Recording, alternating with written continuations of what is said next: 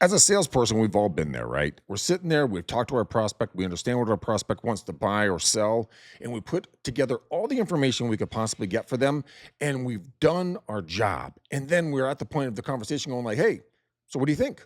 And you hear these wonderful three little gems. Let me sleep on it. I need to think about it. Or let me talk to my spouse.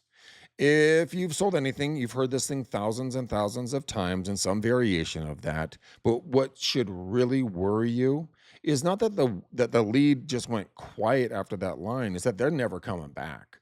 It's not because they decided no, by the way. It's because nobody ever asked them the right question before they quit.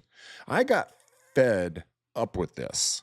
So I decided to feed this objection into Claude, and I asked for a better response. It took Claude about 4 minutes, and it came back with something. And I'll tell you one thing: I'm going to show you exactly what Claude gave me before the end of this video. I guarantee you that. But here's the biggest thing: almost everybody says, what they say back to this obligation is this. It's very simple. We've all said this. It goes, "No problem. Take your time." Why do we do that? Well, it's because it feels polite and we want to be nice and not pushy, not a typical salesperson. I get it. But it's actually the worst possible thing you can say because it's telling them their hesitation is valid. And once that gets validated, it hardens like a stinking rock. And it's not your fault. It's just what you've been taught by every single guru in every single industry for eons and eons and eons. And it's actually killing your closing rates. A guy named Chris Voss, if you've never heard of him, please go read this book. It's called Never Split the Difference. And he states in there something pretty interesting. He says, a stalling prospect isn't lying to you. They're avoiding naming the real objection out loud. A calibrated question gets them to name it instead of hide behind it. I'm like, oh, that's a pretty interesting thought pattern. So that was a theory, right? Here's what it actually looks like when it got messy. So before I even did that, I kind of did a version of my own on this. And I was out showing some properties. This is years ago, to a couple we'd put a couple of offers in. They wanted a low ball. And so they kept on saying, well, we need to talk to it. If I showed the husband or the wife, I need to talk to my spouse, respect, sure. So I'm like, I guess I was just having one of those days. And I didn't lose it, but I just lost patience. And I just turned to him and I just came up with a script. And this is what I said in my industry. And I said, look, do you want to try to buy the house or do you just want to buy the damn thing?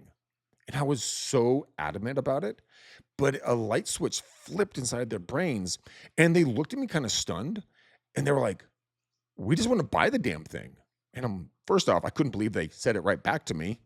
And it was really nice to know that there's some validation involved there. And so we went and bought the damn thing.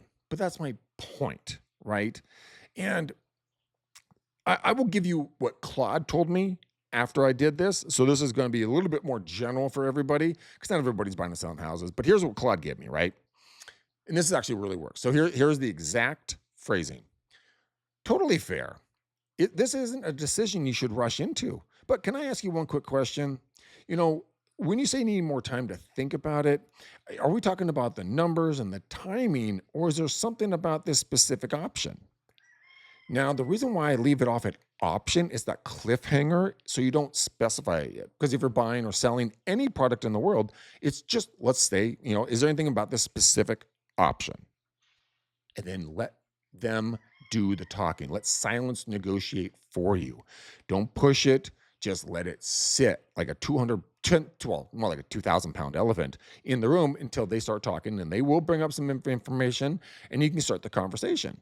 But number one, at this point forward, you have to refuse to let a conversation that you work so hard for die on a vague maybe. That's ridiculous when you know that all you do is just ask the right question. So keep in mind, I need to think about it. That phrase right now has never, it has never really been about thinking about it. It has just been a polite exit for the objection that they did not want to say out loud. But again, going back to the right question, you can draw that out of them. You can never push it out of them, but you can draw it out with questions. So in the comments below, I want to hear the worst version. Put it, type it down in the comments with the worst version of I need to think about it that you have ever heard. Also, I'll put the prompt that I just put in that is said to you guys. I'll put it in the comments as well. So go and use it. All right, guys, happy hunting. I'll see you in the next video. Bye.